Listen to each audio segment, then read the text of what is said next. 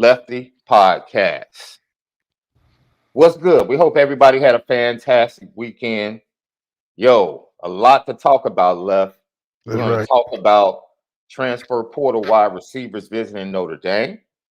We're going to talk about the official opening of the transfer portal, and it is hot. Ryan Day got rid of his star quarterback. That's crazy. Yeah. Talk about sacrificial lambs. Coaches are always trying to find a player to just kind of like throw under the bus. Like, forget the fact that I failed as a coach. We'll talk about the top four, Left, and how you Yeah. saw the college football playoffs.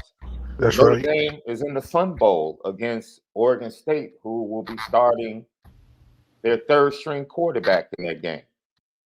Mm. Notre Dame couldn't possibly lose that game, could they? Oh boy, it wouldn't be a good look. And then Left, we're going to talk about the reports that Notre Dame has found their man and wide receiver coach Mike Brown, who's currently the wide receiver coach at the University of Wisconsin. He was with Marcus Freeman at the University of Cincinnati, moved into the position of wide receiver coach after Gino Guidugli was promoted to offensive coordinator. Luke Fickell took him with him when he went from Cincinnati to Wisconsin. And everyone that I've talked to, I've yet to talk to somebody that had anything negative to say about Mike Brown as a man, person, coach, or recruiter. So we'll dig into that. And then that's going to lead us to something that you are ready to go crazy on, Left. And that is a systemic problem. A systemic problem in the Notre Dame wide receiver room. That's right. And we have the information to back that up. Lucky Lefty podcast. As always, you can go to Onora Whiskey, OnoraWhiskey.com. That's a sponsor. America's premium American whiskey, OnoraWhiskey.com. And if you drink, by all means, make sure you do so. Responsibly. Also, go to MalikZaire.com to get some of that Onora whiskey and for all your holiday travel needs, whether it's airfare to the Sun Bowl.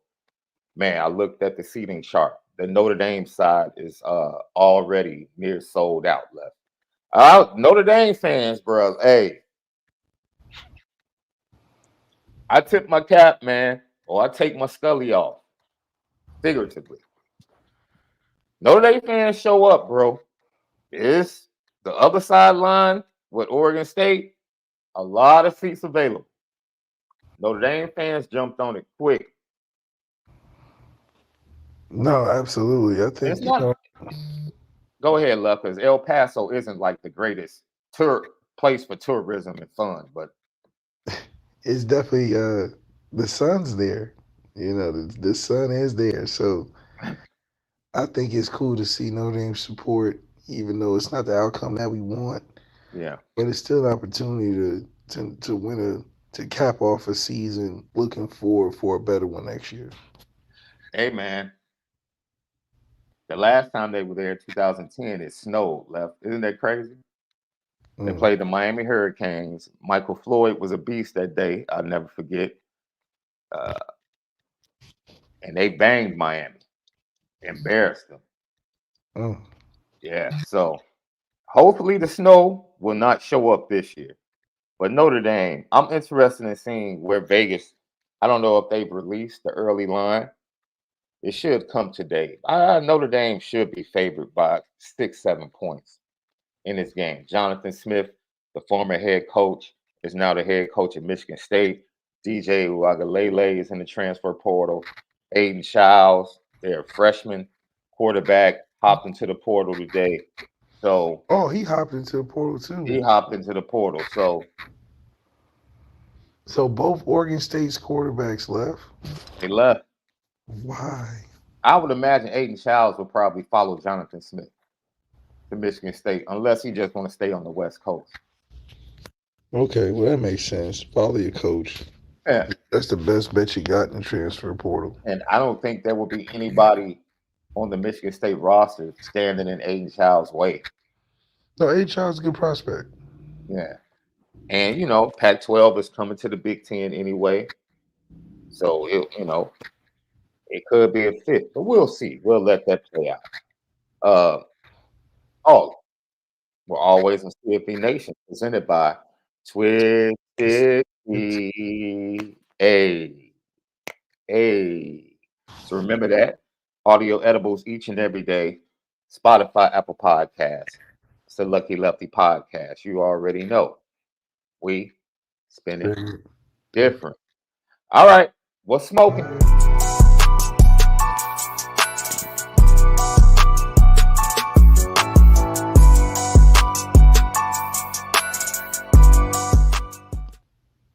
Oh, that's a bop. That's a bop. What's smoking right here, Lucky Lefty Podcast? And what's smoking is that Notre Dame seniors have found their replacement for Chancey Stuckey in the wide receiver room. It is Mike Brown, wide receiver coach currently at the University of Wisconsin. I tweeted out last night that I spoke to several Chicago area high school coaches. They raved about Mike Brown. Raved about Mike Brown as a recruiter, as a man, does a fabulous job. While he was at Cincinnati, he recruited Cam Williams, who is a 24 commit for Notre Dame. He also has a relationship with a 24 target, Taylon Taylor, already in place.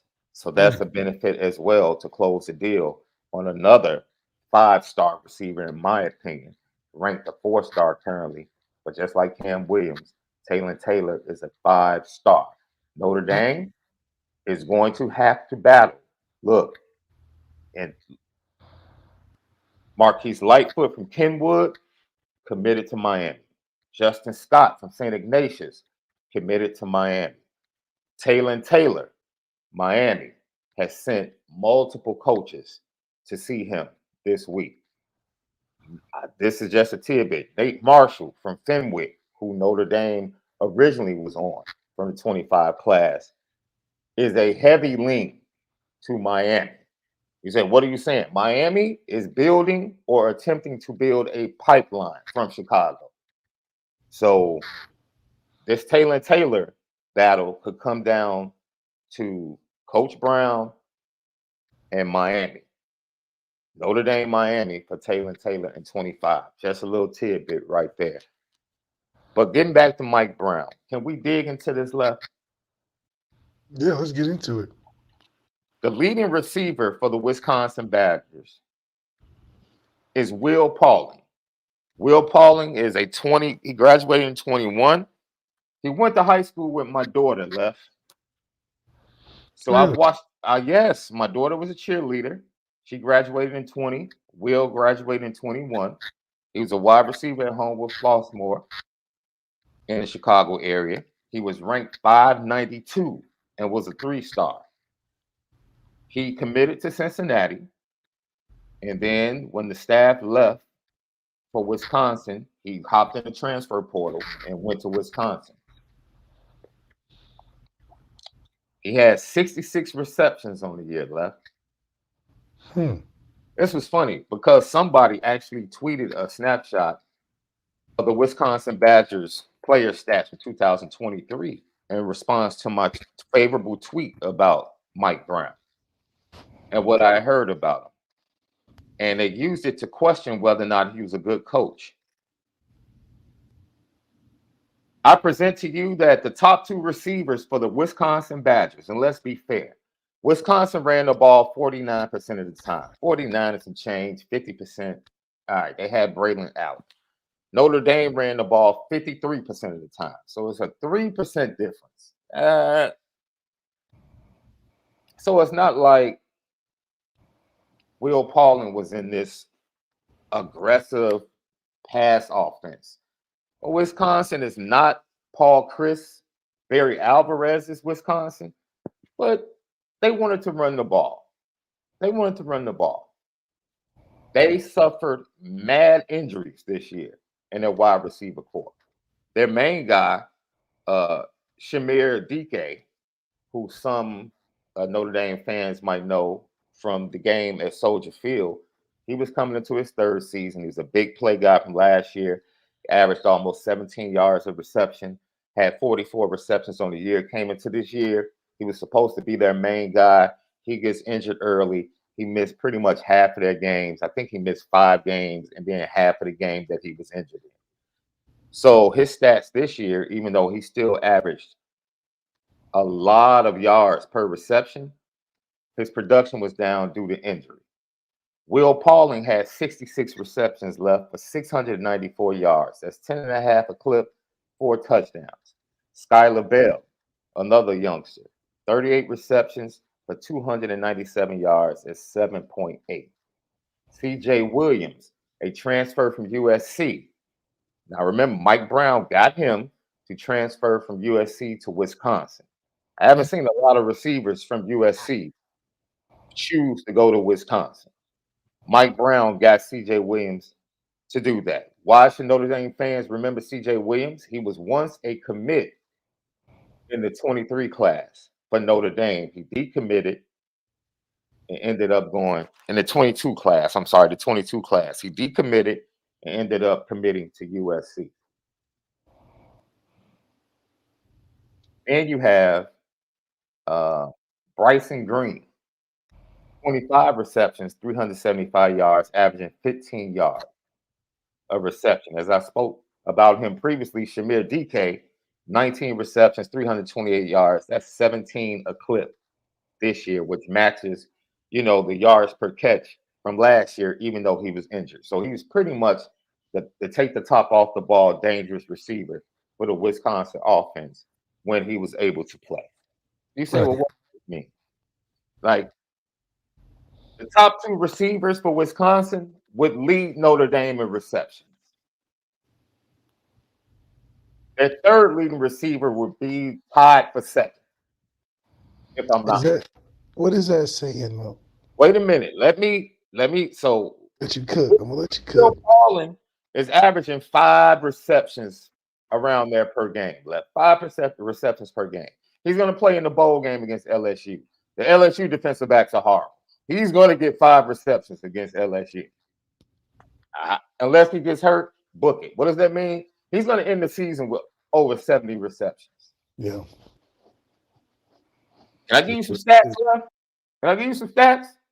The last time Notre Dame had a wide receiver get 50 receptions was 2018. When they actually had 3 wide receivers eclipse 40 receptions. That was Chris Fink, Miles Boykins, and Chase Claypool. They had 3 receivers eclipse 40 receptions. Then you have to go all the way back to 2016 when Equanimous St. Brown had 58 receptions. And then the most dangerous combo, 2015, when Breezy had 48 receptions for 597, and Will Fuller had 62 for 1258. That cat, Will Fuller, averages 20 yards per reception. Bro, maybe people forget. This dude at 20 yards a pop, bro. Like, when I started doing this research, I'm like, and then I forgot he had more receptions than 14 with Aaron. Now, 14, the wide receiver room was ridiculous, bro. You were there. Dude, this wide receiver room, Will, 76 for 1,094. Corey Robinson, who really didn't even want to play the game. He was just out there. Corey's mind was elsewhere. Politics, leadership. Corey was just like, man, I'm just out there. I'm just with my boys. 40 receptions for 539. Breezy, 39 receptions for 548. Hell, CJ had 29. Amir had 23. I mean, dude, that's the wide receiver room. That's right. That's the wide receiver room. Notre Dame, it's been 5 years since Notre Dame had a receiver eclipse 50 receptions. Damn. Mike Brown had Will Pauling, 3-star, ranked 592. He has him on target to get 70 receptions. When he had, you know how many receptions he had last year left? Will Pauling. Probably 20. Know how many receptions he had last year at Cincinnati? Probably like 20, 25. 12. So you want to question development? There you go. a 70 reception receiver at Wisconsin. There you go. Look, it's not the big name. Maybe it's not the person you wanted. It's not the flash. But you know what it is? It's somebody Marcus Freeman can trust. That's all that matters. He can trust him. You know why that's important, Left? Why is that important? Because in the same text thread, where the person tweeted out the Photoshop or the screenshot of Wisconsin's wide receiver stats, I said that. It was like, why would Marcus Freeman go get somebody again that he knew from Cincinnati? And my response in my tweet was because he trusts him. Yeah. You know who liked that tweet? Uh-oh. Cam Williams. Mm. Very interesting that a commit in the 24 class at the wide receiver position would like the tweet that I put out that said, Coach Freeman can trust him. Very interesting. Makes you think what the committed receivers knew, possibly, about what might have been going on. I'll digress because I don't want to go down that road. We're done with that. Also talked to Cam Williams last night. Okay. He's amped, Left. He's amped. His exact words were, hell yeah. He was recruited by Coach Brown. Coach Brown, as I said before, also has a relationship. Was trying to recruit Taylor, 25 target for Notre Dame. And on top of that, Cam Williams immediately called Logan Sadate to give him the background. Shortly thereafter, Logan Sadate tweeted out, I trust and rock with what my boy Cam Williams says about Coach Brown. I'm in. Let's go. Now, the funny part is he said he called Micah Gilbert, and Cam said, as always, this dude Micah never picks up his phone. Never picks up. He's like, that's the dude Micah is. He just never, we always trying to get at this dude. He never picks up his phone and calls us back like a day later. Like, oh, my bad. So Cam Williams is riding hard for this hire. And he's getting the wide receivers in the 25 class on board. Now, I will be speculating on anything else left concerning in terms of what? Other receivers that might hop out of the portal and come back to Notre Dame because of the hype. Oh, like come out of the portal? Yes, like a Braylon James, or I think Rico is gone. But, you know, people are like, is Chris Tyree come back? Could Braylon James come back? I do. I'm not aware. Come back? I'm not aware of a pre-existing relationship with Coach Brown and any of the receivers that have previously left Notre Dame for the transfer portal. But I do know that the staff would love to have some of those guys back. Which guys? I think they would like to have Braylon James back. I think they would like to have Tobias back. But I think Tobias, I think Tobias and a team that will be playing on January 1st have a pretty good relationship. So the chances you might want to crystal ball Tobias Merriweather to the Huskies. It's set in stone. I'm just saying, if somebody in the recruiting world crystal ball that to happen, I wouldn't sit here and be like, that's crazy. I'll say that. But we just ran down the stats for the Notre Dame wide receiver room in comparison to what I just said. Here's another stat. Do you realize that Lorenzo Styles Jr., who had his worst season as a sophomore, would still lead Notre Dame's receivers and receptions with his terrible season? But that's not surprising, though. That's like saying sixth graders can read at a sixth grade level better than third grade can read at a third grade, sixth grade level. Take it away, Left. That was your alley-oop. That's your alley-oop. Take it away. Systemic problems. Go ahead. I think it's definitely still shocking that it's been this long without some semblance of production in that room that can be an impact to the team.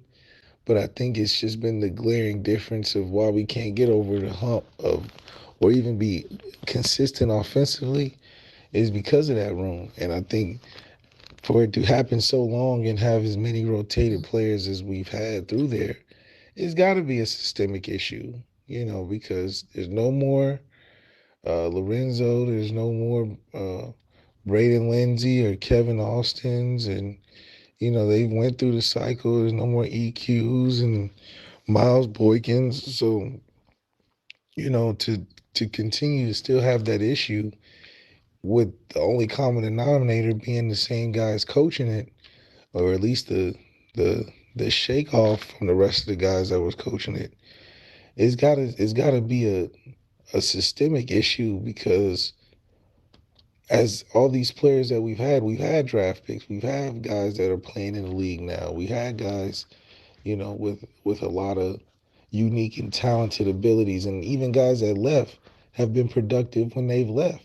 So it can't always be the room. Has got to be a combination of things systemically, and so we can point to that from guys that have left that have had success, like a Joe Wilkins who just won the MAC championship at Miami. You've had obviously our guy at Tulane be able to be productive with in just the 2 years he's been there. You got guys that left and went to You're talking Cincinnati. about Lawrence Keys, right? Lawrence Keys. You got guys that went to Cincinnati, and then Cincinnati ended up beating us the next year with him playing. So it just shows that it can't always be the guys in the room, but we've had the common denominator of the style of offense we ran has just not been complementary to receivers, and it's just going to be a shame to see Tobias go and be productive and highly productive at a place that he's been sitting on our roster for 2 years, highly unproductive. And so it's definitely going to look bad on the program.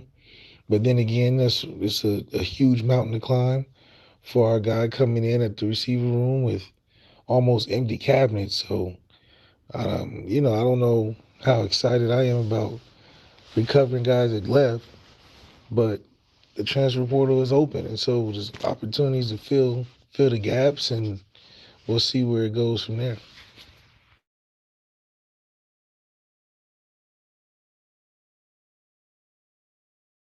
I'm sorry, guys.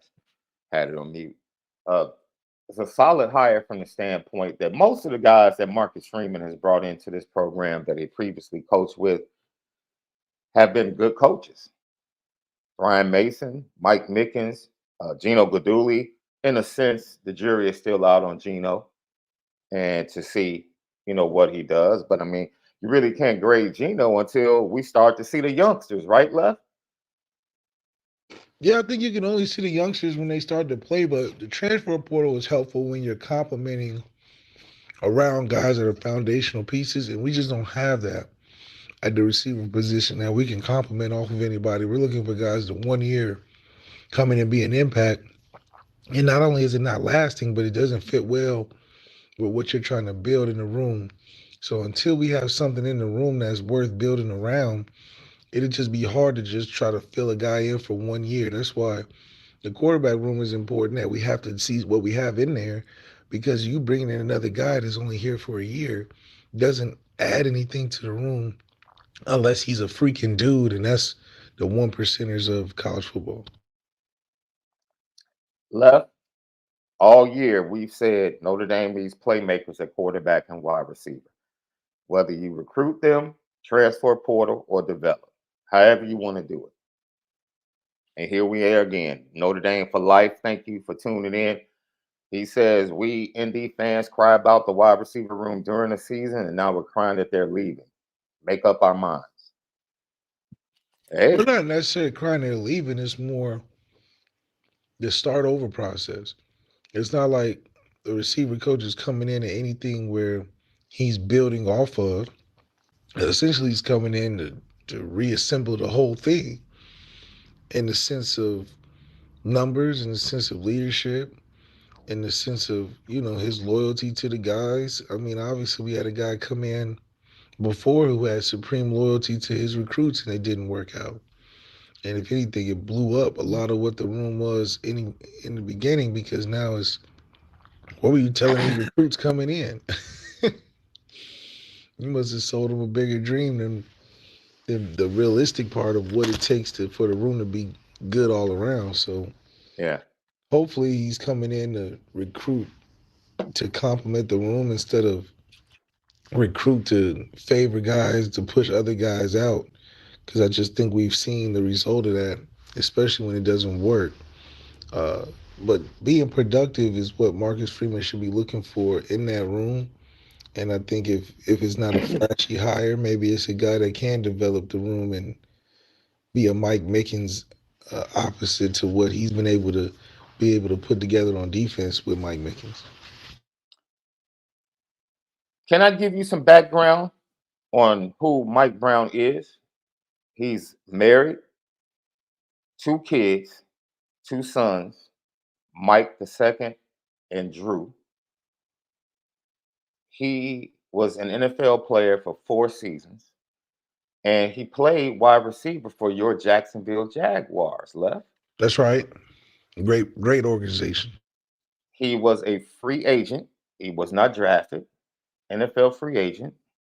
Small, slow, worked himself up from the practice squad to the squad, stayed there for 2 years, caught his first touchdown from Chad Henne at a NFL, not an NFL year, but one of the games where, the NFL goes across the pond. I believe it was in Germany. That's Caught right. his first NFL touchdown from Chad Henne. I believe it was a 27-yarder. After his time with the Jaguars, I think he went on to latch on, if I'm not mistaken, with the Carolina Panthers before ending his career, going back to where he graduated from, which is Liberty, coached the running backs as a GA, did some work with the wide receivers as well before he moved on eventually. And he's been at several stops. He's coached running backs, wide receivers. He's dealt with some special teams. This guy's well versed in football and coaching, plenty of experience, unlike his predecessor. So, with that being said, it's safe to say he is respected from a recruitment standpoint. He's respected and looked upon as a very good dude. And this is a dude that has done it. He's a dude that has been told, you're not good enough. You're not going to make it. And he proved everybody wrong and made it to the NFL, lived out his dream. And when that door closed, he went and put in the work to become a coach, moved up the ranks, and is very well respected. He developed 3 NFL players at Cincinnati, local kid, the Pierce kid, Alex Pierce. And then I think Pierce is in Indianapolis, if I'm not mistaken. And Tyler Scott is definitely one of his proteges with the Chicago Bears. Bears fans might take issue with that because he's dropped some pretty important passes in the fourth quarter this year from Justin Fields. But hey, that's his track record. I think the cool thing is that, you know, the Notre Dame receiver position, especially coaching, it hasn't been the most exciting job to even take. I think it was one of those toxic positions of like, you're not going in being handed, a gift wrap offense that you can just call anything. I think is a very big challenge for any guy to come in and want to take the Notre Dame receiver coaching position, especially looking at the history of it and having so much unknown. Because still there's a lot of unknown to why the room has been what it is, and considering how the team has still been successful without an impact from that position group on a high level, it's a oxymoron in a lot of ways, because you can only imagine if they were to be halfway as more productive as what they've been, Notre Dame's offense and the point total will probably be out the roof. So for that to not be the case for so long, you would have to think that the job is probably not everybody chomping at the bits to get. Because they've seen so much turnover in that they're like, I ain't touching that. Especially if I don't see any talent in there from an outside looking in. So I think it's valiant that he took this challenge on. I Hmm. think the problem is definitely 100% different than anything he's been used to. But him having experience coming into the situation, he can definitely have relatability, which I think is Marcus Freeman's biggest trait in how he's been able to build the program and everything. But you got to be able to produce on the field, and to get those guys to do that, I think is going to be the challenge.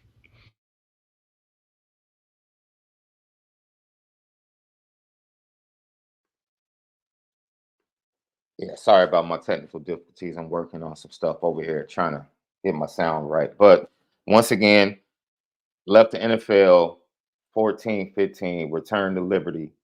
Um, he also played quarterback. Left. How does that play? Because he was recruited as a quarterback and was moved to wide receiver at Liberty. In the early 2000s, man, when they was doing us wrong left and right like that.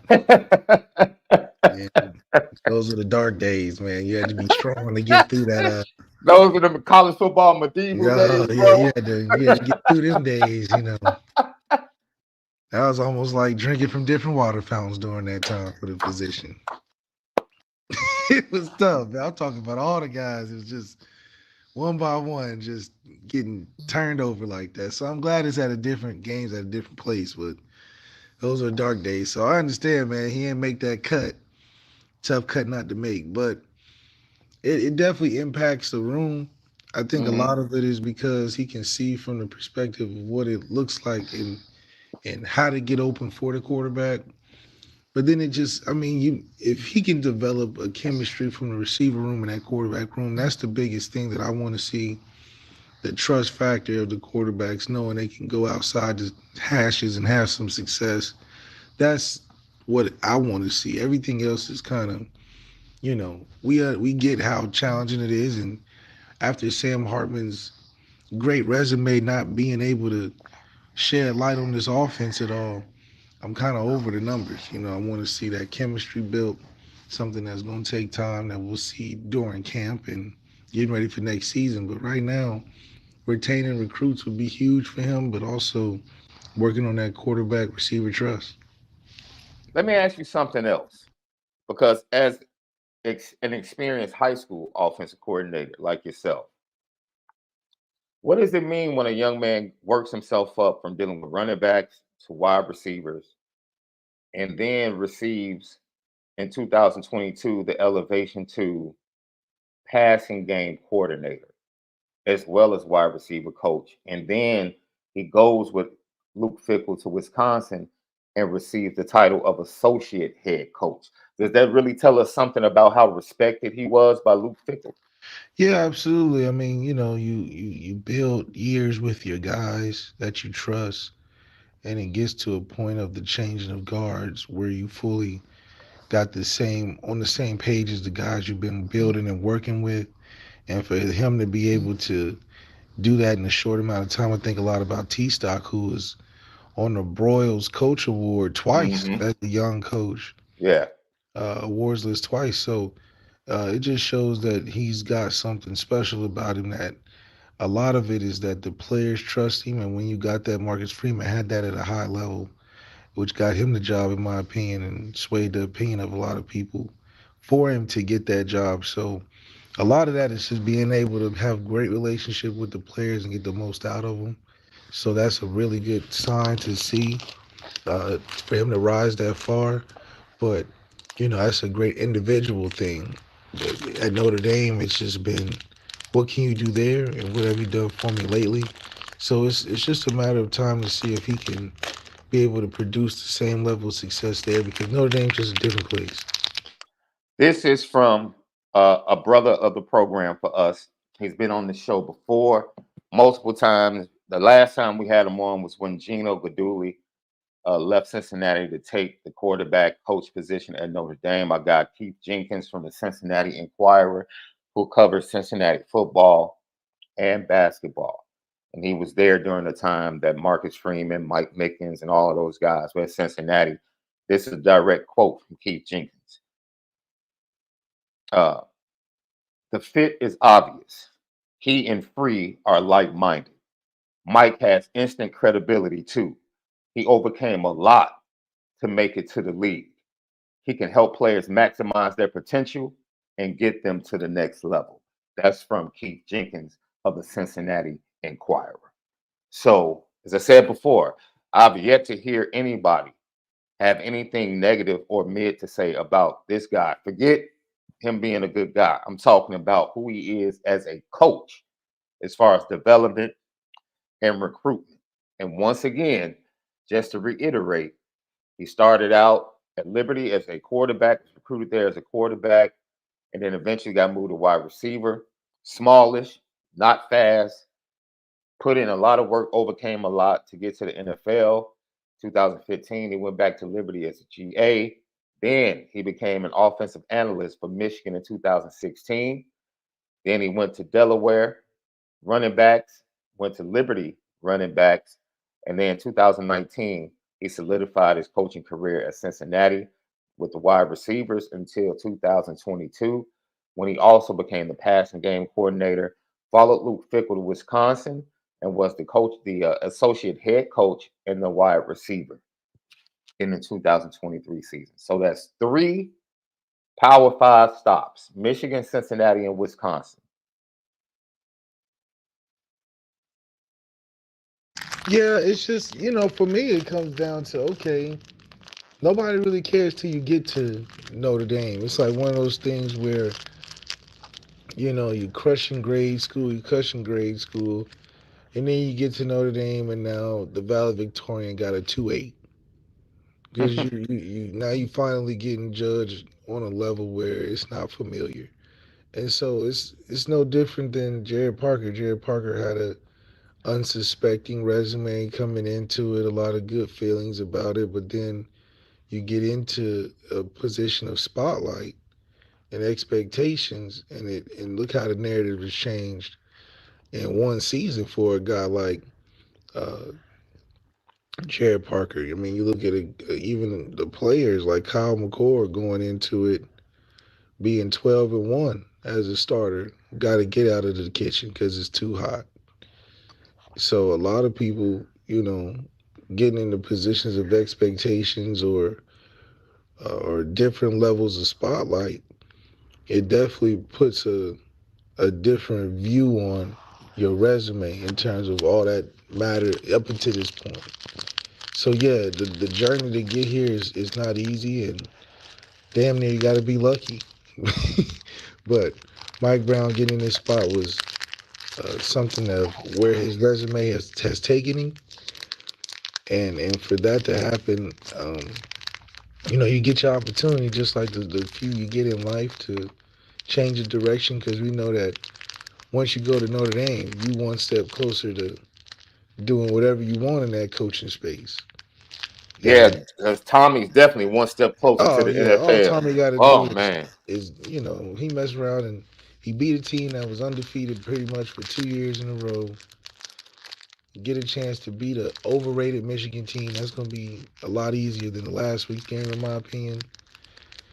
And then he mess around and win a championship. Yeah, he gonna be a head coach or offensive coordinator somewhere special real soon. But even him only can stay for 2 seasons at Notre Dame hmm just because of where it's at. Nobody cared about Tommy as an offensive coordinator until he got to Notre Dame. Now he started damn near halfway between third and home base, but hell, for him to start so far ahead and only can last the short amount of time he did at Notre Dame says a lot about where he's at in the expectations and spotlight and the narratives that he had to go through and the stuff he was doing behind the scenes and stay afloat pretty much. I yeah, mean, you look back on it and you would probably say it was worth doing the things he was doing at Notre Dame, trying to survive the smoke that he was sitting on the hot seat every other game, and nobody being happy with winning football games, which is prepared him well for Alabama. I Yeah. mean, hell, after that first game, you would have thought the house was falling, but he put together some good things, and um, well, he got some better overall players. I mean, good grief, he playing with house money over there, so he did what he was supposed to do, and now he's in a good position. So I think that Mike Brown is in a similar spot. You either sink or swim at Notre Dame, and everything else kind of goes to the wayside in terms of what got you there. Career move. People are like, man, why would he leave Coach Fickle in Wisconsin? You just gave the reason. It ain't Notre Dame.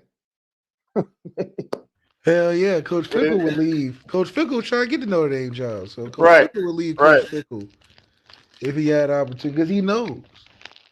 Coach Fickle knows he goes to Notre Dame. Does you don't even have to do great. That's the thing. Notre Dame is the last since 2013-14 has given more value to anybody they've taken on as opposed to vice versa. Coaches, Mm-hmm. players included, staff. Hell, Hunter Bivin is damn near associate AD. He was in my class. I mean, he only been doing it for X amount of years. It hadn't been more than 10, and then you get Ron Paulus just comes back to Notre Dame, and now he's the hand behind the scene all of a sudden. So Notre Dame's just one of those places. If you can get in, you can be accelerated to whatever you want to do, but your expectations and status is going to be under the spotlight. So once again, that's Mike Brown, reportedly the next wide receiver coach at the University of Notre Dame. And we're not here to tell you that he's a great hire or all of a sudden things are going to change in the wide receiver room. But what I will say is that Marcus Freeman went to somebody that he knew extensively. As Keith Jenkins from the Cincinnati Enquirer said, they're like-minded. That's very important for Marcus Freeman because he empowers his coaches to be a representative of him to the players that are in their positional rooms. Yeah, It's as long very as Marcus important. Freeman can put his name on it. It's very important. Solid, very good, solid recruiter from everything I've heard. And according to his life experience and what he went through to get himself to the NFL, not only being a quarterback, being a wide receiver on the field, and then coaching running back, dealing with special teams, coaching wide receivers, being a passing game coordinator, having that experience, being an associate head coach now. Hey, man, that ascension comes from something. I don't think people just give you titles in college football. He's put in the work. So we'll see. Notre Dame is a different beast. We'll always say that, whether it's coach or player. This is not Wisconsin, my dude. You're not trying to recruit. No disrespect to the young man. I know him. I know his family. So I'm not being disrespectful. No disrespect to Will Pauling. But we're not trying to recruit Will Paulings to Notre Dame. I mean, we recruited Ben Skoranek, so I mean, that was a grad transfer. That's not recruiting. That was just a dude that had the grades coming from Northwestern. He's a receiver. We needed one. Heck, yeah. Ben got to the league though off Notre Dame. You can say what you want to. He got to the league. You can say what you want to, Left. He got to the league. I understand. See, ladies and gentlemen, Left is really frustrated because he really didn't go in as hard as I thought he was going to go in. Because, he via text and phone, he's been going in hard all weekend. The It's just systemic like, issues man, in the wide receiver room has Left really upset right now. He's trying to be nice. This is when the brotherhood is coming out of Malik right now. You see, the brotherhood is coming out of him right now. He's really holding back on some of the things he might want to say. it's really a direction thing. It would be nice. Obviously, you want to have a good direction in how they're going about it. But it's just, I think Marcus Freeman knows more than we do, obviously. Uh, Hard to see the room turnover as drastically as it has, but maybe that's just college football now. You see transfer portal Mm-hmm. having an effect, and it hadn't even really started yet. So, so maybe the turnover isn't as alarming as the times of which football is in these days. And so for Marcus Freeman being able to adjust and make fast changes as things are going, I think is good to see. And as long as he's able to control his own destiny, I think that's all you can ask for a guy that's in his third off season hasn't had a year where he's been able to keep some consistency in any place. I mean, Yeah, you look at some of these coaches like Saban and some of the guys doing it for a long time. Their coaching staffs have at least been intact for a minimum of 3 to 5 years. yeah, I mean, Coach Freeman can't even get one where he can go back to back with the staff. yeah, yeah. So, look, man,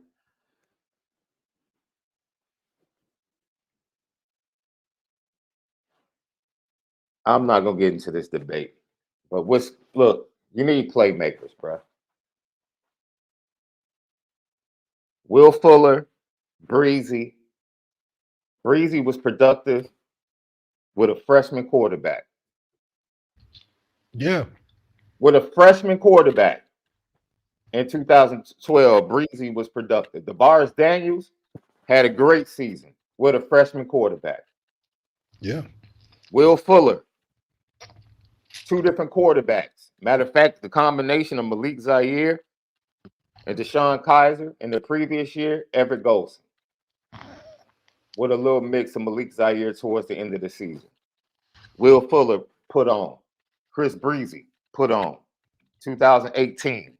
Heck, Brandon Wimbush wasn't the greatest passer in Notre Dame history, but Notre Dame was able to have 250 reception receivers and Chris Fink at 42. Hell, Ian wasn't a great passer. Right. And Oh, that's a mixture in. I don't want to hear this stuff about scheme. Will Paulin increased by 50 receptions. I watched Wisconsin. Their scheme is boring. It's bland. If you're a player and you're being coached, you can produce in any scheme. Period. You don't have to go four wide every play for wide receivers to produce. The Burton kid from Alabama, he produced at Georgia in a run heavy system. Run heavy system he produced as a wide receiver. Went to Alabama. Alabama still runs the ball. They simplified the offense this year.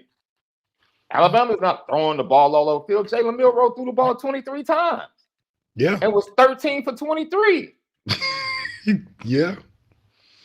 for like He made 192. he made some pretty good passes though. Yeah, But that cat Burton made a play in the end zone, didn't he? He made other plays.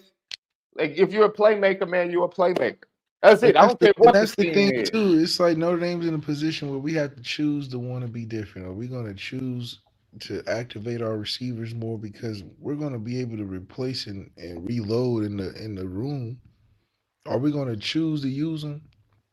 Because that's just what it comes down to at this point. I believe that we do. Give me your expected. Okay, everybody can't be Will Fuller. I'm not even on that. I'm not even on that, love. Everybody can't be Will Fuller. So let's just say we don't expect to have a dude that's gonna have 70 receptions, averaging 20 yards a pop. That's an anomaly. But One of that's if those you got guys a number one receiver. So yes, we do no, need no, no, seven. no, no, no, no, no, no, no, no, no. This is my point. A number one receiver at Notre Dame should have blank receptions. Now 70. remember, hold on, because the running back room is stacked. It's not like Notre Dame is about to ignore this running back room. But we have to be able to realize that in order to win the games we're trying to win, we have to throw it.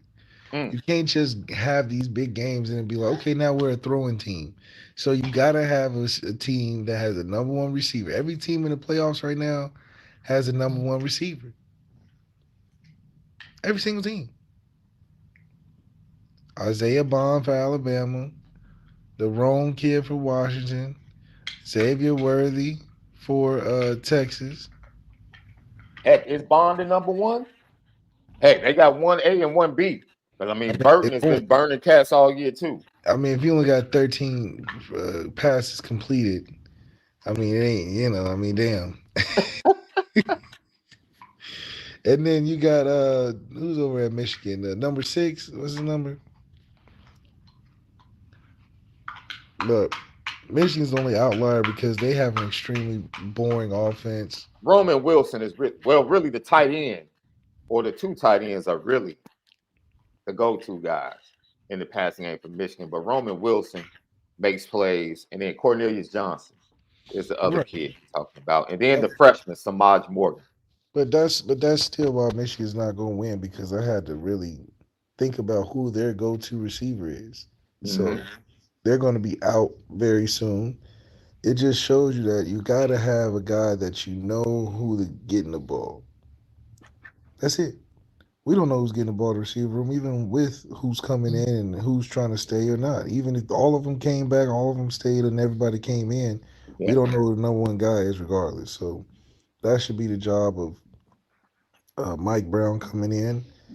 If he's the talent guy that we believe that he is, I mean, he's been around talent. He's been through the ups and downs of the college football, especially his own personal journey through the NFL. So he knows who can play and who can't, and then who deserves the ball at a high clip and who needs to play support role. And then identifying that instead of going in vice versa of just saying these are my two guys, we're gonna rock hella high water regardless of the talent. It's got to be a balance. You got to have guys that have the ability to catch 70 balls, be the leader of your room, but also show love to guys that you really want to see come on strong. But at least you got an example in the room. There wasn't no example in the room last year. Who could Rico Flores even want to stay for? Who you gonna want to stay for? He a freshman being like, all these guys are my sons. Whatever I do is the best in the room right now. Who am I competing with? Jordan Faison? So I get why Rico don't want to come back. Same reason why Justin Scott didn't come to Notre Dame to begin with is because who he's going to play next to? He ain't playing next to Fauci where he can be like, all right, that's 25 sacks. That's the goal. That's what he looks like every day. That's what he's practiced like.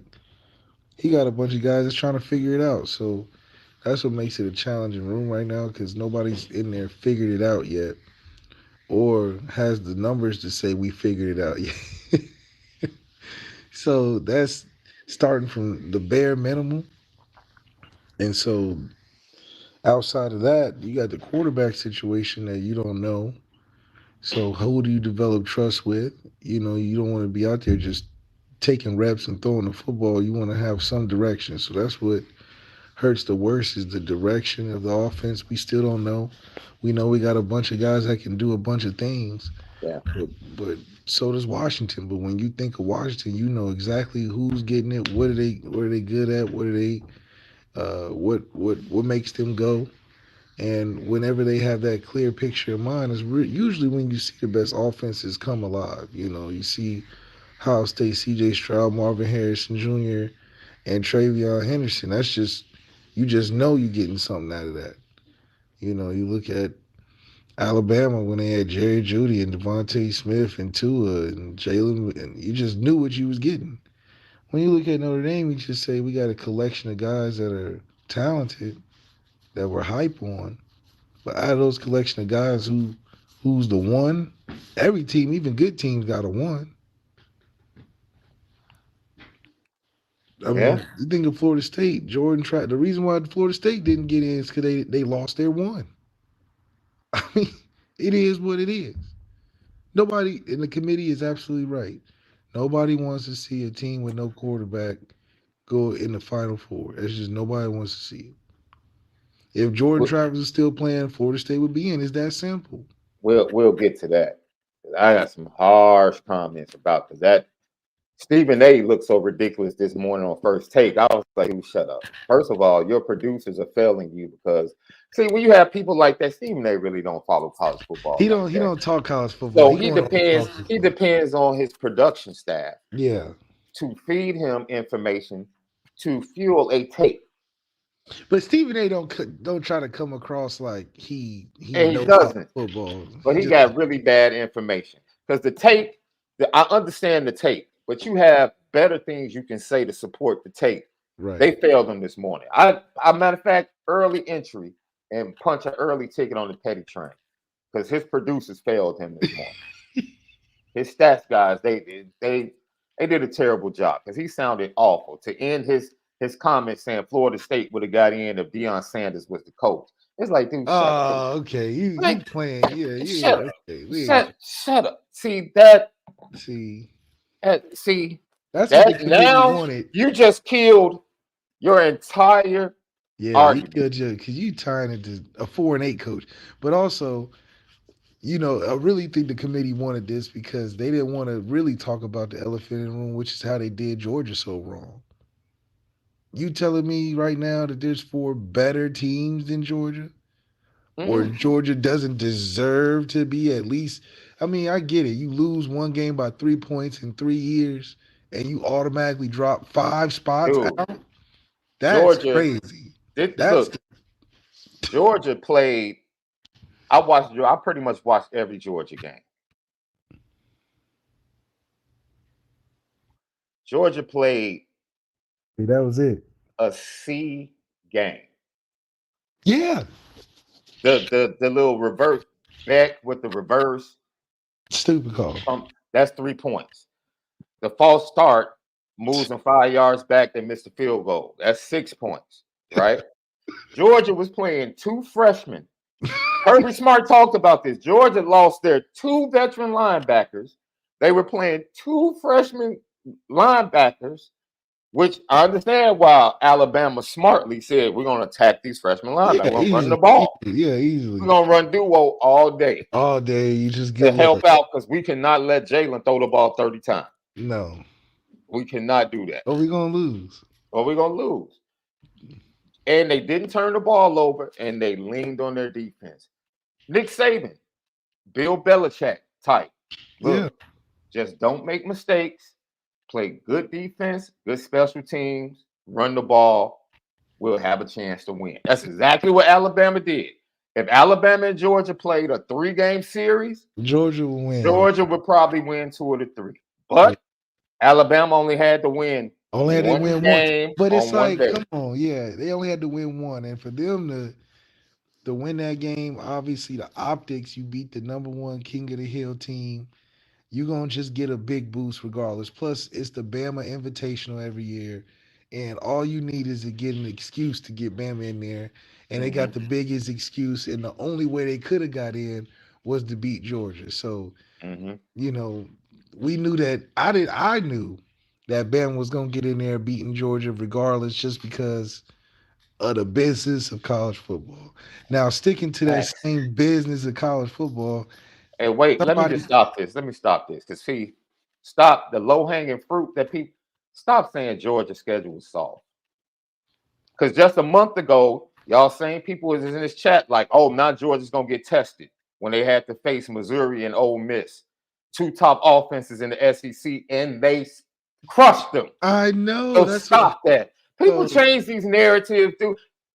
Georgia played the same schedule Alabama did. So if their schedule was soft, Bama's schedule was soft. Straight up. They literally played this.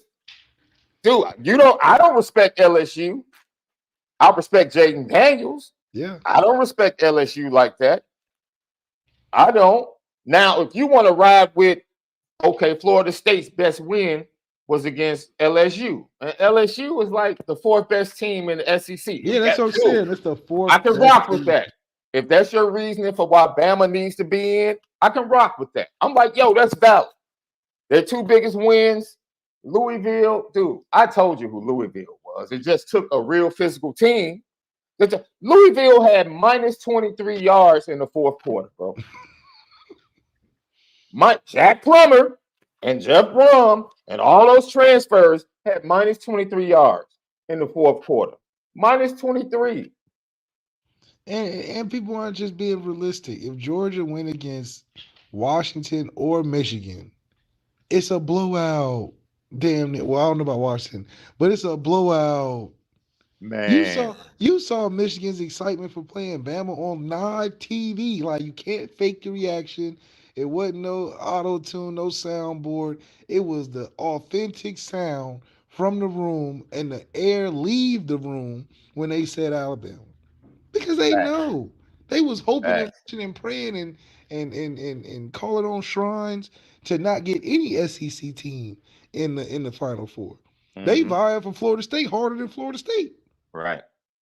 They vying for Texas harder than anybody, because they know for sure if they get Alabama, which they have, or they got Georgia, which they should have gotten, it would have been another Alabama Oh, SEC we can invitation. do. This is real simple. I tweeted this out 2 weeks ago. I said we'll get to see if the college football playoff committee actually has guts. Yeah, have the guts. Put the teams that you Because know should be because there. the right thing to do Put Georgia, Alabama. would have taken guts. Oh yeah, It takes guts. Don't take the easy path. the cop out of the Florida State. Take the Florida State cop out. Have some kahunas Yeah, to tell the SEC either y'all don't deserve nobody in here, yeah. or make a tough decision. Put them Like, both in. dude, this is, see, people low hanging fruit with Georgia. Oh, Georgia looked like this against Georgia Tech on the same night. Alabama almost lost to Auburn, who had just got smacked by New Mexico State the week before, dog. What are we talking about? Dude, Alabama is a Jekyll and Hyde. They almost lost to South Florida, bro. South Florida. Hey, hold on. Put Ryan Loftus' comment up there. That's what people want. A new flavor. Thank you. That's all See, they this is the wanted. problem. That's See, this is the the problem. problem. See, left.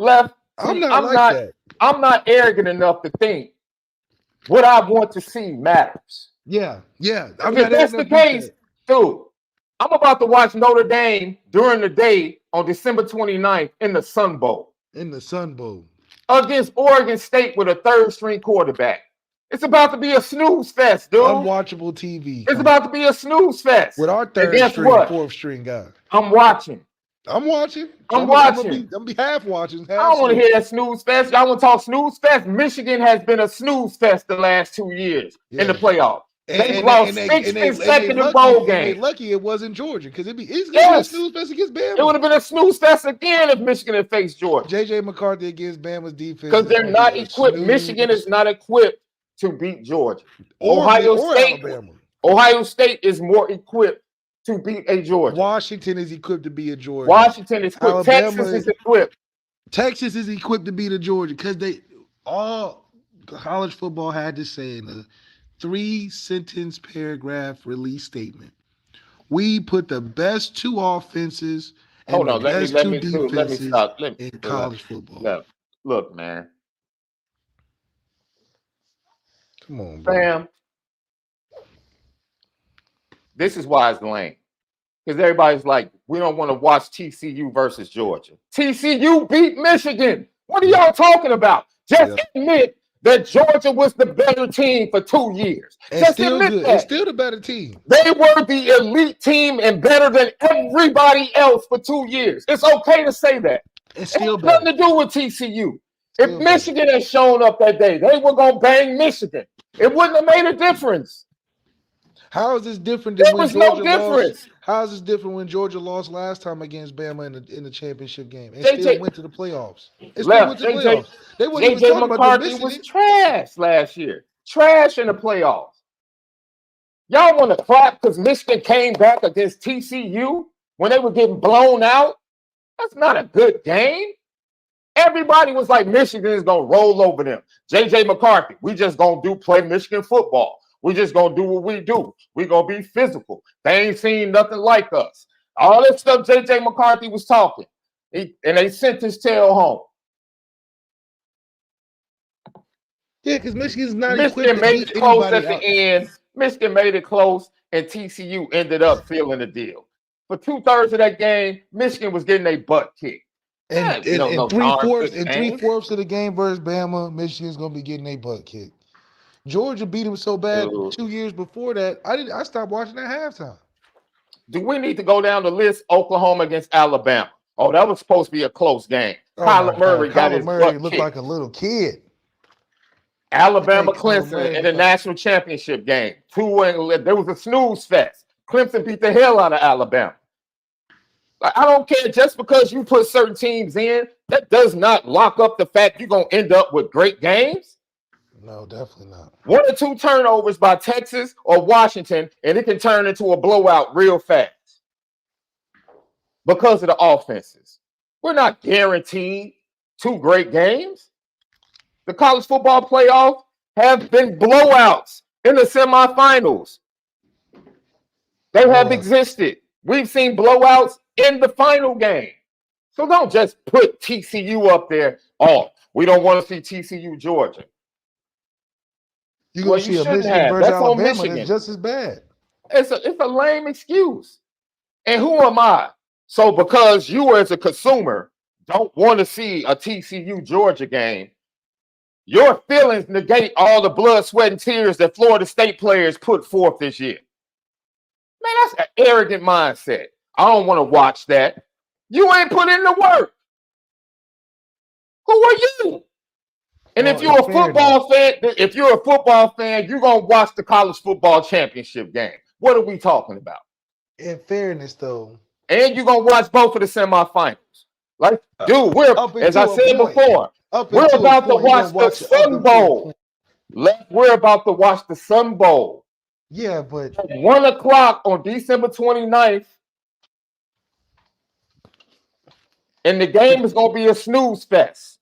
But that's because it's early TV. You know, ain't nothing good come on that early. So we're going to be watching Notre Dame for sure. There is no – this is why I said last week, this is the perfect season for the 12-team playoff. It really should have happened this year. Yeah, or a test run with half the teams. I don't have a problem with the committee putting Alabama in. Don't give me bull BS, though, for the reason. Don't talk to me about TCU. That's a lame reason. Because the fans don't matter. We don't matter. Fans are going to watch regardless. The ads for that day on the ads have been sold for months. The 4 teams are not about to dictate how much you can sell ads for the championship game and the semifinals. Those have been paid. The commercials are ready to go. I know how media works. Those ads were sold a year in advance, Left. The committee has their money. ESPN and ABC, they have their money already. So this isn't a business decision that's going to determine how much money ESPN is going to make, how much money ABC is going to make. It has nothing to do with that. And if you're allowing fans to dictate the game they want to see to determine whether or not a team that's put in the work should be in the playoffs, that's lame. That's lame. It's lame. I don't want to see Florida State without their quarterback. That's lame. Florida State struggled in 2 games offensively without their quarterback. Right? Alabama struggled in 3 games offensively at full strength. Now what?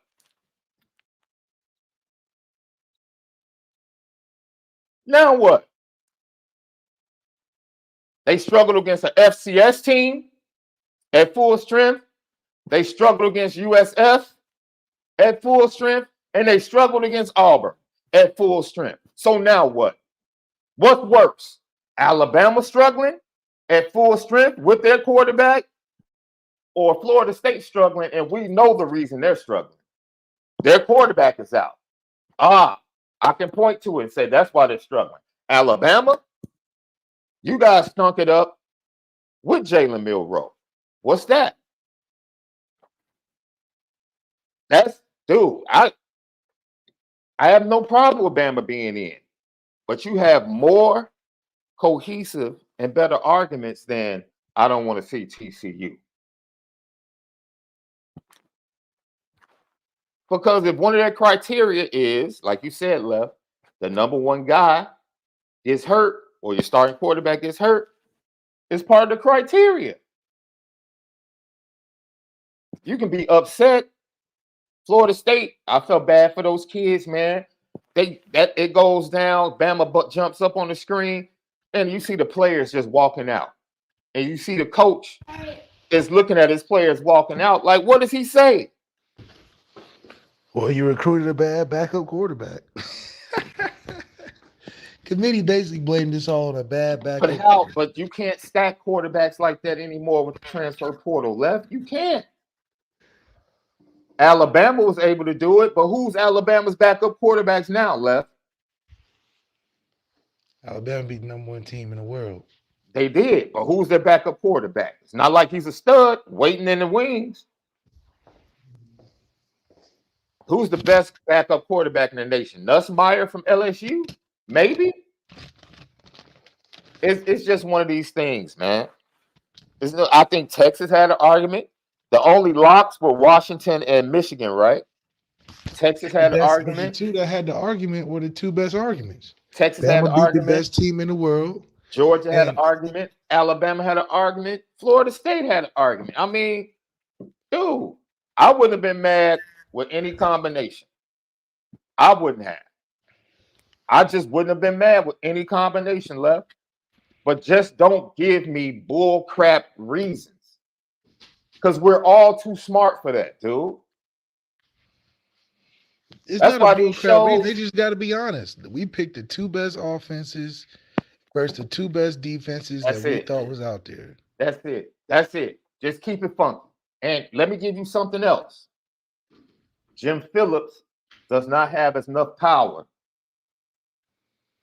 as Mr. Sankey in the SEC. And all the turmoil that was happening preseason with the ACC, Florida State wanting to leave, Clemson wanting to leave. You don't have no power in that college football playoff committee room. You don't. That's just the truth of the matter. You don't. And it came back to bite the ACC. And then the ACC, this is how it affects Notre Dame. The ACC gets mad that Florida State doesn't make it in. And then they punish Notre Dame by telling all of the ACC linked bowls, man, get our teams in. Our teams that are actually in the conference. And Notre Dame ends up in the Sun Bowl. This is how all the dominoes fell. And how all the other bowls, Brian Driscoll, I believe, reported on the message board that he heard from multiple committee chairs that he spoke to that came to see Notre Dame at the end of the season that said they wanted Notre Dame. But they were never given the option to take Notre Dame by the ACC because the ACC was mad that Florida State didn't get in. This man, look, it's all business, people. It's all business. All of this stuff, all these reasons that the committee gives, and it's bull crap. It's business.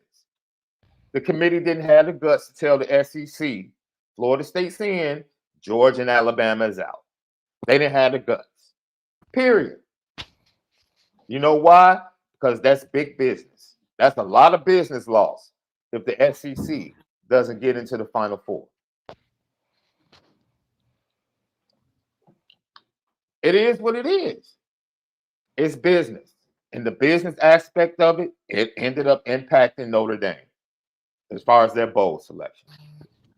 It stinks, but that's the way it is, Left. It stinks. Wide receiver KRIS Mitchell, Florida International, jumped into the transfer portal, and he was in South Bend this weekend. And Left can give us all we need to know about this young man. Very productive at Florida International. Left, you called his games. You saw him up close and personal, talk to his coaches. Just look at his film and let us know what you think about Chris Mitchell, who might end up joining Notre Dame. Yeah, what I loved about Chris Mitchell when I called his game versus Sam Houston was just the fact that he was a productive receiver and he caught the ball in tight spaces. So if he's able to get enough touches, he's able to make the quarterback's life a lot easier from yards after catch. And one of the better parts that I saw about his game was that when the game was on the line and they needed a play, he was open. And to be open when you need a play in the clutch is great traits to have as a receiver, and being open in tight moments in the game and making great catches in tight moments is what I got to see against Sam Houston State. I was just super impressed at his ability to just stay consistent throughout the game and be a threat all game, not be somebody we bring in to run a post. This is a every down type of receiver, not a receiver that specializes in one or two routes. And I think that he'll be complemented well as a 1B to a one receiver that has a little bit more attention going his way. But if we're able to keep him in a Scotty Pippen type of position to a bigger name number one receiver, I think we have something real special in South Bend in that receiver room. Left, the young man, like you said, is not a one-trick pony. Very productive. Played with multiple quarterbacks this year, and not only that, the contested catches, That's the right. ability to take the top off the defense, the one-handed catches. Just a really polished veteran wide receiver that will be a nice addition to the wide receiver room at Notre Dame. And he put out a tweet with an emoji that made it seem like he really was pondering something, which makes you think, is he ready to go ahead and make the move? And I'm sure Notre Dame shared the quarterback situation and what was going to happen with the young man on his visit. So once again, Chris Mitchell, wide receiver from Florida International University. Um, Left, you said this to me on the phone this weekend. Like, dude, we need some dudes. We need dude. At this point, we can't be dependent on freshmen all the time. We need some guys that can come in that we know that can produce from day one. And like you said, Chris Mitchell could be a start to that. Yeah, as a guy that's dealt with quarterbacks, different quarterbacks all season, and to be able to come in and provide a relief factor or a trustable guy on the outside to throw to, I think will help either of the quarterbacks we have starting this year coming up. But that chemistry has to be implemented in the next phase of things. If Chris Mitchell comes, it's just a opportunity for him to be on a bigger stage, but his benefit only comes in when we have our quarterback situation figured out. But as a compliment to a quarterback that we believe in, I think we can definitely have a lot more production out of that room. Matt Racky, your comment is, man, it's a really good comment. Glad this year wasn't a 12-team playoff. Would have been a really bad look for us not to make that. However, you would have been locked in as a fan because there was still an outside shot. Notre Dame was right there, 16, 7. So you're pulling for teams in front of you to lose. Hopefully Notre Dame sneaks in the back door despite the disappointment. That's why they made the transition, because now you'll have teams from 20 on down thinking they still have a shot, and the fans will be locked in. That makes the TV revenue go up. That makes the TV viewership go up. The business of football, they know exactly what they're doing. They know exactly what they're doing. It would have been a financial windfall if there was a 12-team playoff this year, especially the way it played out. Because I think Liberty would have been the only non-5 power team as the 12 seed. But, dude, I think. Liberty versus Oregon is a good game, though. Say it again. That Liberty versus Oregon will be a good game, though. Well, I don't think Nix plays personally. If he finds Mm. out he's a first round pick, I don't think Nix plays in that game. I mean, he should play. He- He played all them other damn games. So this would have been the matchups left. Michigan would have been slated to play the winner of Oregon versus Missouri. That had the chance to be a good game. It also has a chance to be a blowout in the favor of Oregon. Alabama would have been waiting for Florida State or Liberty. Florida State would have beaten Liberty. I think they would have beaten Liberty. That's my opinion. I think the Florida State defense is the last two games. The Florida State defense, Jared Verse became a top 5 pick. He was already a top 5 pick in my opinion.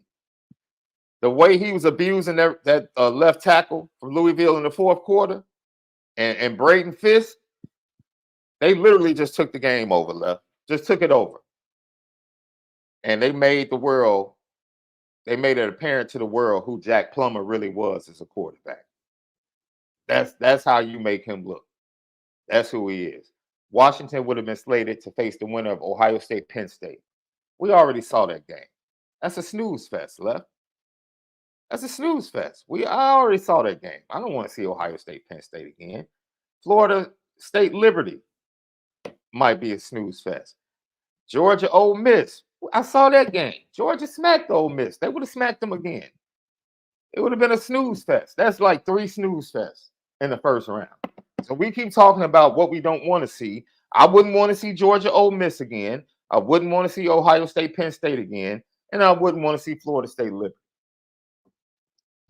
Yeah, I mean, those are the first round games, but hell, it's about the gauntlet, not about necessarily the first game. It's the next 2 after that. Wait. You can't say it's about the gauntlet and then dismiss Florida State. You can't do that. What we talking about 2 different scenarios. No. My point is you can't say it's about the gauntlet. Like the first round is of the snooze fest. But then earlier you were like, yeah, we got to agree. Nobody really wants to watch Florida State without their starting quarterback. I just gave you 3 games I don't want to watch. If it was a 12-team playoff, those are boring games. We saw that already. Smack. We saw that one already. Okay, Smack. but that's okay. So would you want to watch another Bama, Texas? Because that was a good game. I think it'd be better. But see, that's my point. The games I said I didn't want to watch, one of the teams got smacked already. So you saying the Ole Miss got smacked by Georgia? I know how that's gonna turn out. That's not changing. So you saying playing the same team twice? You saying the outcome would be the same? Dude, did Washington win by the same amount of points against Oregon? No, I'm saying a smack. Georgia would smack Ole Miss. You know that. Left. Stop playing. No, I'm just Georgia speaking. was one of the best teams. No, I'm saying I'm just speaking for rematch wise. They would smack Ole Miss. Okay. All the ones would be smacked? Because I think Georgia should be in the playoffs, but I agree. That's why I say they would smack Ole Miss in the first round. They would smack them. That's just my opinion. Ohio State would smack Penn State worse, in my opinion. Yeah. Ohio State smack Penn State. That's what I'm saying. So either way, whether it's 4 teams, 12 teams, you're going to get snooze fest. Initially. Yes, because dude, you can't. I don't care who you put in. The players determine how the games go. That's why it makes no sense to allow fans to decide what teams they want to watch and don't want to watch. It makes no sense.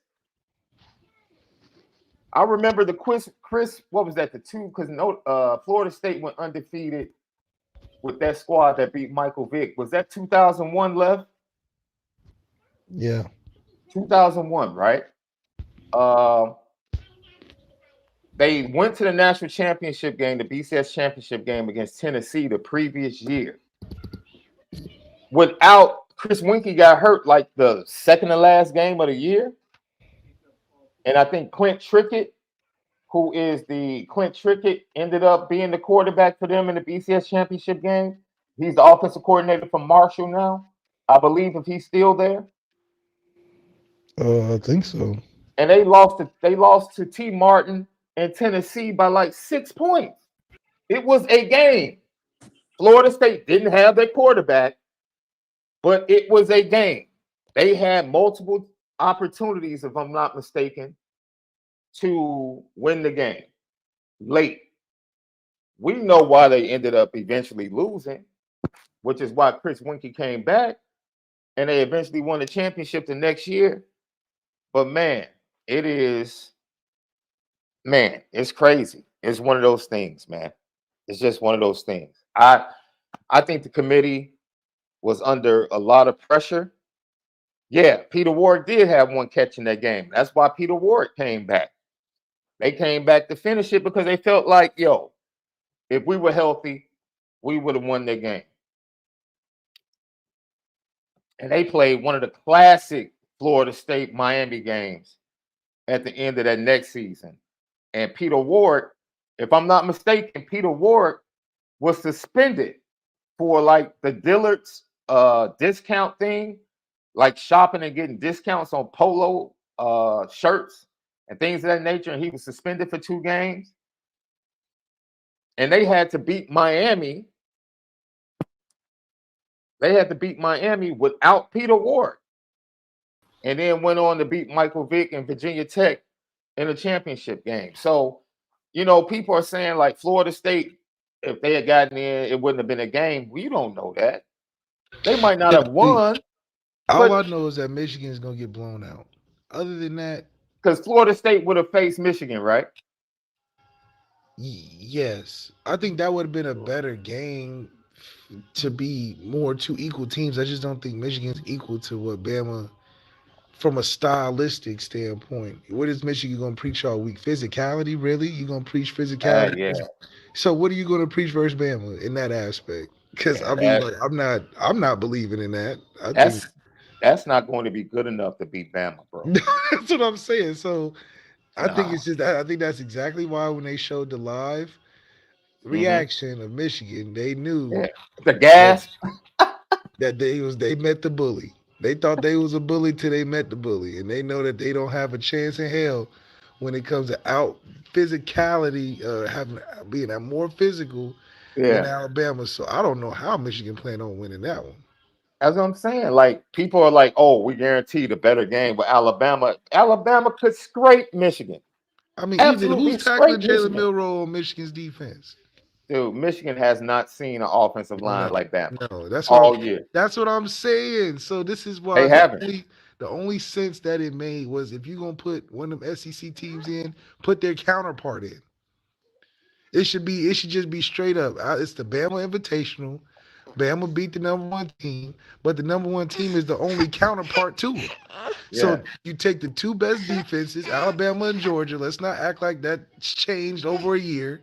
And then put the 2 competitors offensively, Texas and Washington, and see what happens. Yeah. Now that I'm gonna be honest, that Washington Texas game, woo, 2 offensive dude, 2. Well, Michael Penix is the better quarterback. I'm gonna just go ahead and say that. Yes, come on, let's be cool about that one. Michael Penix. A lot of people try. I heard a lot of experts on these networks they really try to take credit away from Michael Penix, bro. Like when things go bad, oh, Michael Penix. Things go good, oh, Caleb DeBoer was awesome. I'm like, see. They still taking my boy Drake Mayo for Penix, which I don't know how, but they still pushing for that. Man. But I'll say this, man. That's going to be, dude. And once again, the workhorse for Texas, the workhorse running back towards ACL. Dylan Johnson, once again, could be the difference for the Washington Huskies. And Texas, your pass defense, it's not bad. It's improved. I believe it's ranked 47th in the nation. You haven't seen a wide receiver core in the Big 12 like this one, bro. You have not faced anybody like Rome Odunze. You just haven't. Jalen McMillan is healthy. Chris Polk is a dude. I don't know what else to tell you. It's going to be a fabulous matchup, man, because I think Sark was in his bag like crazy on Saturday, boy. It was almost like he was ready for Oklahoma State. He was like, oh, I got this one. Like, No, once again, Absolutely. And that's I why you didn't got to say have the the best Texas. offensive minds versus the best defensive minds. That's the Yeah, best way to do it. yeah. I didn't say the Texas running backs aren't nice. They're not workhorses. They're not physical running backs. Blue is more of a physical running back than Baxter. Dylan Johnson is a physical workhorse. Physical workhorse. So That's right. we're gonna see, man. We're gonna see that has a chance. But like I said, it could be an off night. Quinn Ewers can throw two picks against in this game, two turnovers by either That's it. team. It That's could it. turn into a blowout. The next thing you know, it's a snooze fest. Just Because because they're too good. who's Washington going against? Texas. Oh, that's right. That's right. That's right. That's right. Yeah, That's what dude. You never know. This is my point. You just never know. You're not guaranteeing a good game because you pick certain teams. You're not. You're just not. You just never know what's going to happen, man. You don't. So to go to say that as the reason why you left Florida State out, that's no, that's not good enough. And I'm not arrogant enough, me personally as a consumer, to feel like my feelings should negate what Florida State did on the field. I'm not that arrogant as a college football fan. Because I'm going to watch either way because I'm a college football fan. That's the point. but you got an opinion though. You're gonna have your opinion on who you Nah, think. bro. Do. My opinion would be I would love to see Georgia play. That's my opinion. I would love to see Georgia playing. Unfortunately, they won't be playing. That's not changing the fact that I'm going to watch all three games. I was doing that regardless. When you get people out here capping, talking about, I wouldn't watch a Florida State, at Florida State, man, stop. Yes, you would. Stop. Hey, well, stop. Yes, you would watch the Would it game. be better to say you don't think it'd be entertaining? That's fine. When we start using nobody wants to watch, stop. Stop. So we talked about Mike Brown as wide receiver coach. Film breakdown of Chris Mitchell, Florida International University wide receiver that visited Notre Dame. We talked about the CFB playoff committee, their decision to leave out Florida State, the matchups, what we think. Man, snooze fest. Regardless, you're going to have snooze fest when it goes to 12. We've been getting snooze fest with 4. It's just the nature of sports. There have been NBA finals I thought were going to be good that turned into snooze fest. I don't know. Playoff atmosphere changes. I don't know. I think teams will surprise you in that. It is what it is, man.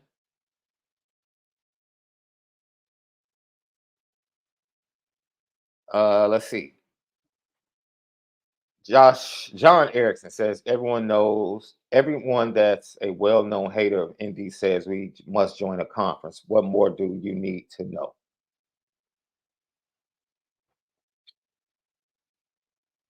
I mean, joining a conference wouldn't solve the systemic issues in the wide receiver room. Like, that's two separate arguments.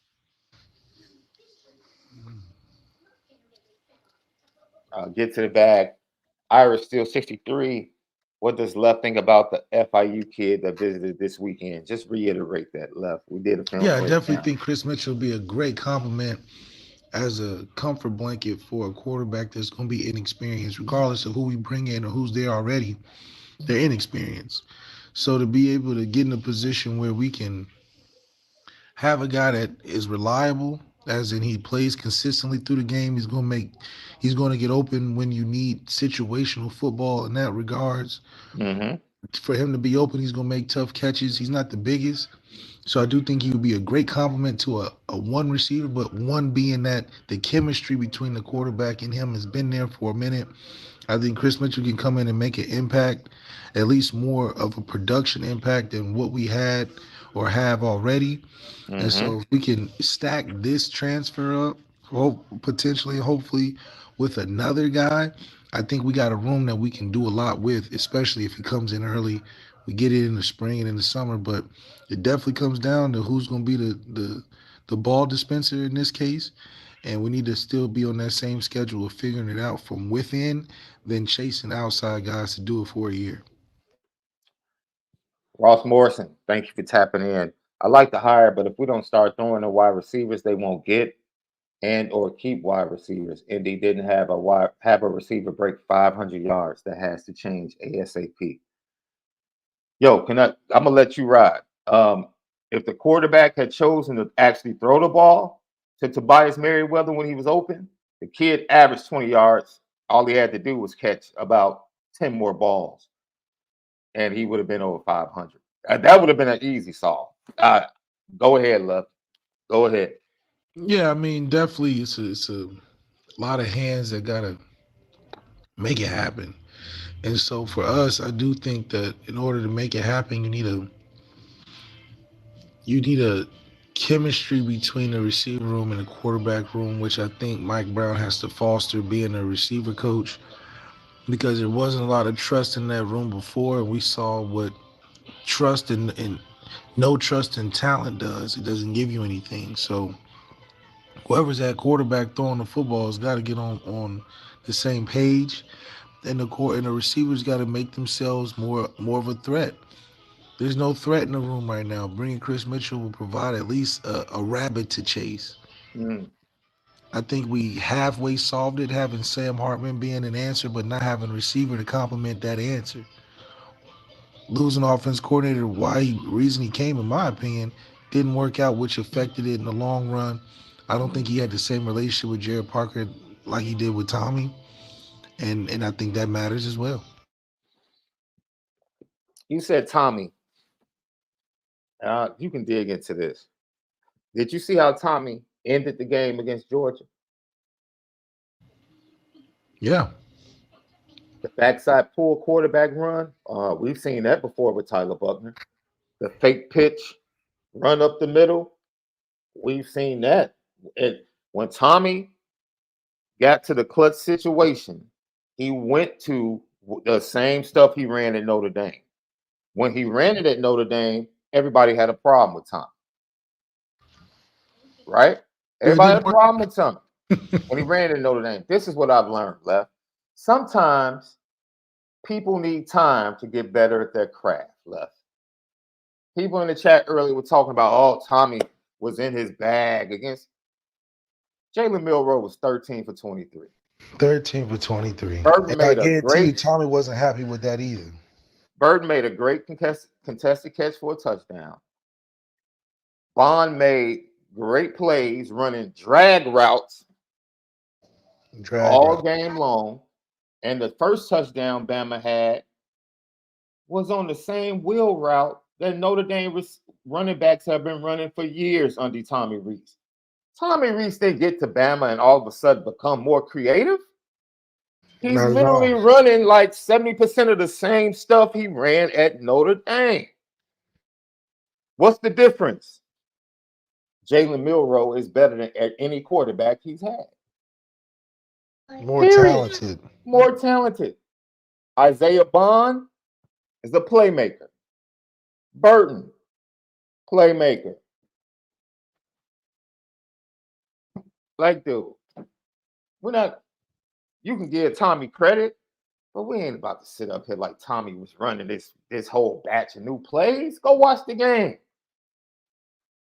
Gary Danielson said duo about 50 times Saturday.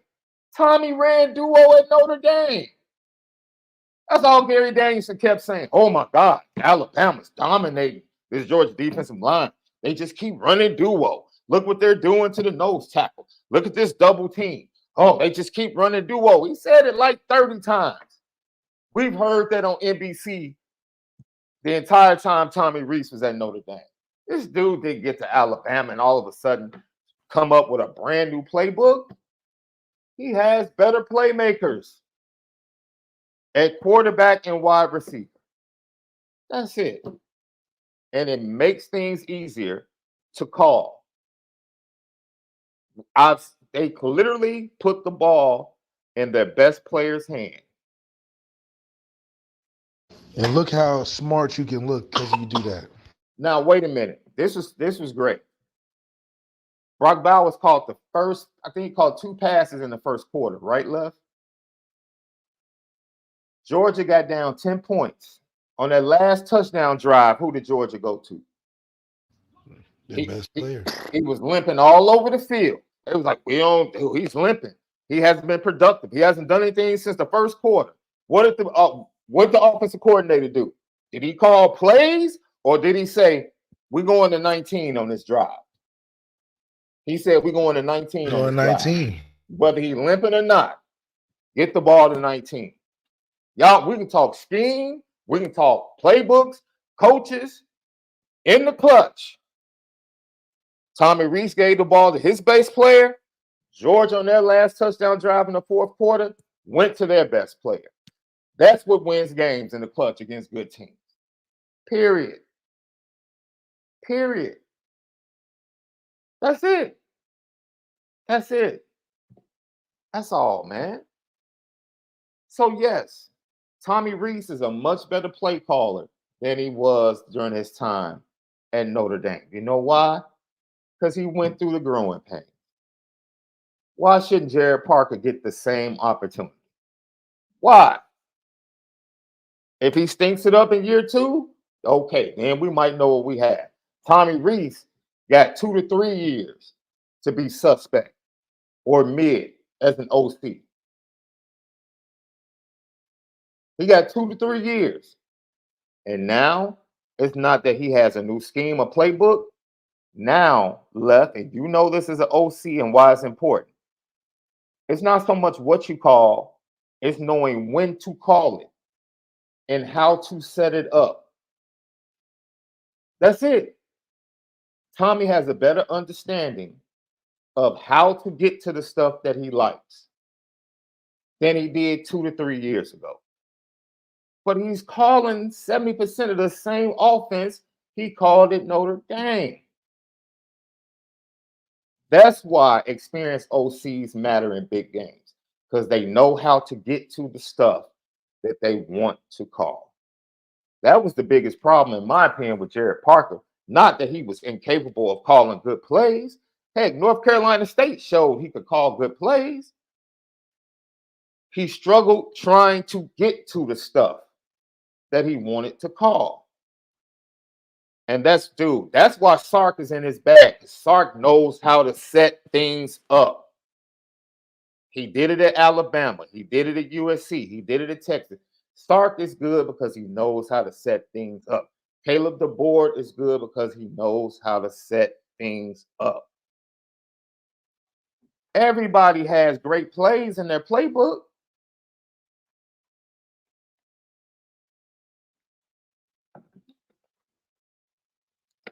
Tommy's a genius because he said, we're going to run duo this week.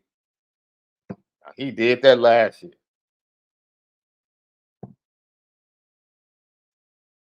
Georgia had they lost their 2 best linebackers and started 2 freshman linebackers. Duh. Any OC worth that grain of salt. Tommy ain't no genius. Your basic OC would have been like, we're attacking the freshman in the run game to set everything else up. That's it, man. That's it. That's it. Tommy just went to a team that has a couple guys that are more impactful in those positions, and look how it's changed his offense. That's it, man. That's it. And so as we look forward to Notre Dame, but Jared Parker, as disappointed as you might be with him, he deserves the same treatment Tommy Rees got at Notre Dame. Otherwise, go get somebody else that's experienced. But if you're going to have him there, give him 2 to 3 years to get better at his craft. Give him 2 to 3 years. That's it. There are plenty of times that Brian Kelly could have, with good reason, he could have let go of Tommy Rees. But he didn't. He stayed with him. because he believed in him. And now Tommy is one step from the NFL, in my opinion. Oh yeah, I mean he's on the doorstep.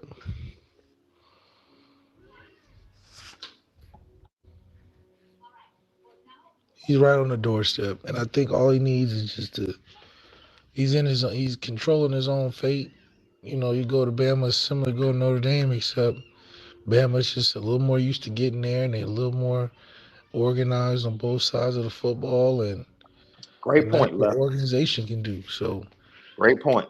you know, for Tommy, he's only, you know, say what you want, he's put himself in a good position. Man, you can say that again. He made a great business decision. He made a great business decision. Lucky Lefty podcast. As we get ready to leave, Left, what are your thoughts on? Uh, I know you spoke to me about Cam Ward, who's in the portal. Uh, your favorite quarterback from Ohio State is in the portal. Someone just said that Georgia quarterback Brock Vandegrift is in the portal. I mean, that Carson Beck is the starter for the next 2 years, so he had no choice but to hop in the portal. Um, this is the transfer portal as we know it. It'll never be the same. Yeah, for us, it's just who's the best fit, who's the right guy for it. Um, it's still too early to tell. I think it's too early to be committed to a transfer guy. We should take our time. But at the end of the day, you know, I think from a program standpoint, you got to have a foundation in that quarterback room. And to me, it's going to come through development. If not, then take a guy with multiple years. But the 1 year transactions, I just don't. I think we're past that era or that window for our program, and Marcus Freeman should be past that because you need to have a staple guy that you can put your name on. Hmm. More development and recruitment standpoint than this new age transfer thing. Because right now, it's really only worked for guys that have 2 years Hmm. and are 26 and up. So if we don't have one of those, I think Sam would have been better next year, obviously, but it's hard to do it with a 1 year because you need to have a plan for it. And I think just shooting for 1 year guys all the time doesn't help. Hmm. Yeah. So Caleb Williams has already announced that he will not be playing in the bowl game. I mean,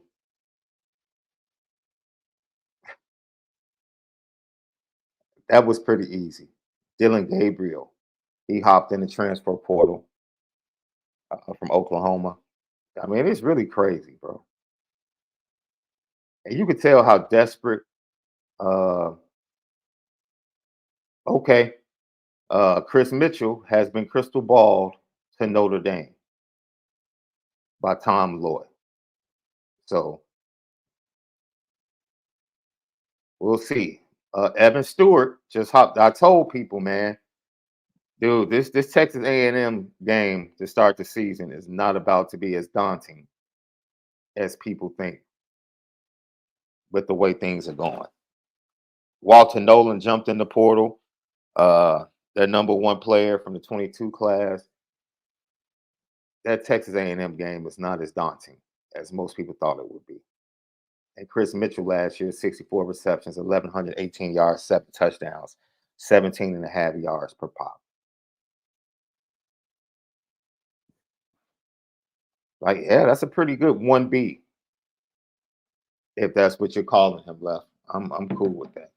I'm cool with that. Lucky Lefty podcast. Yeah, this is crazy, man. This is crazy. So we're waiting for the news of Mike Brown as the next wide receiver coach at Notre Dame to become official, which means Notre Dame will send out a release.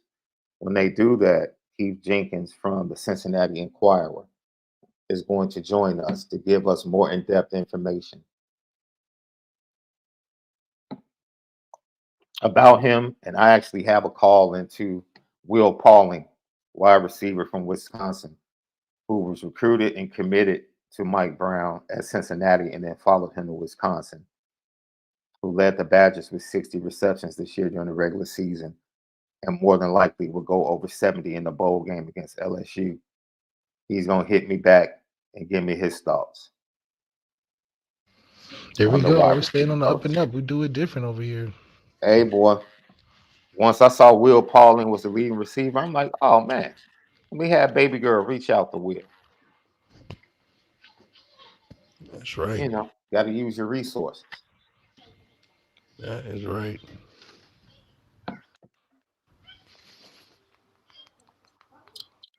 All right, Left. Great show. Thank you for everybody. You guys really showed up. That was lit today. Man, we appreciate you guys so much. You already know what time it is. Petticoat.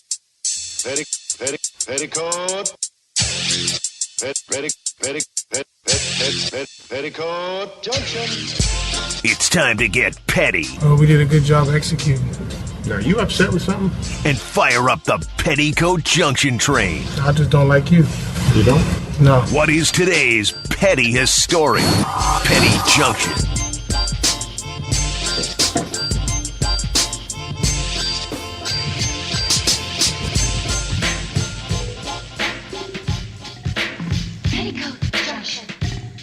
Petty Junction, Petty Story today brought to you by ONORA Whiskey, OnoraWhiskey.com, the premium American whiskey, OnoraWhiskey.com. I'm going to put Notre Dame fans on the petty train. Okay. Because they always embarrassing these other fan bases when it comes bowl time, guy.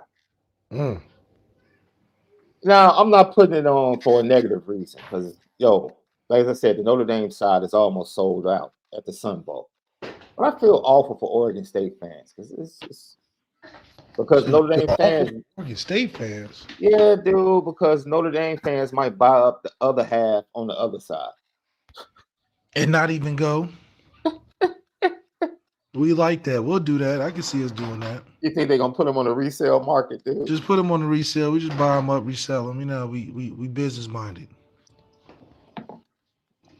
That's crazy, man. So I was being petty, putting them on the petty train. Also left the people that recorded and made public the video of the gasp in the air. That's called real journalism right there. Man, bro. Cause what? What's this sign for, guys? What's this sign for? It's Michigan against everybody, right? Yeah, y'all supposed to be ready to play everybody. Y'all want to side. So, I just think it just comes to styles make fight, and they know that this style is not where they want to go. They don't want that smoke left. No, not this one. They was hoping they'd catch somebody like that at the end. They was like, damn, we thought this was it. And last but not least, Pat McAfee is the pettiest dude of the weekend. Who? On the set of game day, Pat McAfee. Oh, yeah, with the Georgia fans riled up, singing their fight song, and then picked Alabama to win the game. That's right. Well played, my friend. Well played. Very funny, but mad petty. You got anybody for the petty train left? Oh, no, I think the Pat McAfee one summed it up because I was going to go with that one. Ladies and gentlemen, if you think Notre Dame has transfer portal issues, it's an avalanche at Ohio State right about now. I think they're up to 8 players in the portal right now. And when you get Travion Henderson coming out upset that Kyle McCord transferred, talking about what he went through that people would never know about this year to play for this team. Hey, the price to be an elite. Hey, man. It ain't for everybody. It ain't for everybody. We appreciate you guys. Apple Podcasts, Spotify, each and every day, audio edibles. We'll be back tomorrow where we'll dig in. We might have, depending upon when Notre Dame makes it official, Keith Jenkins from the Cincinnati Enquirer will join us. We'll get more information from players to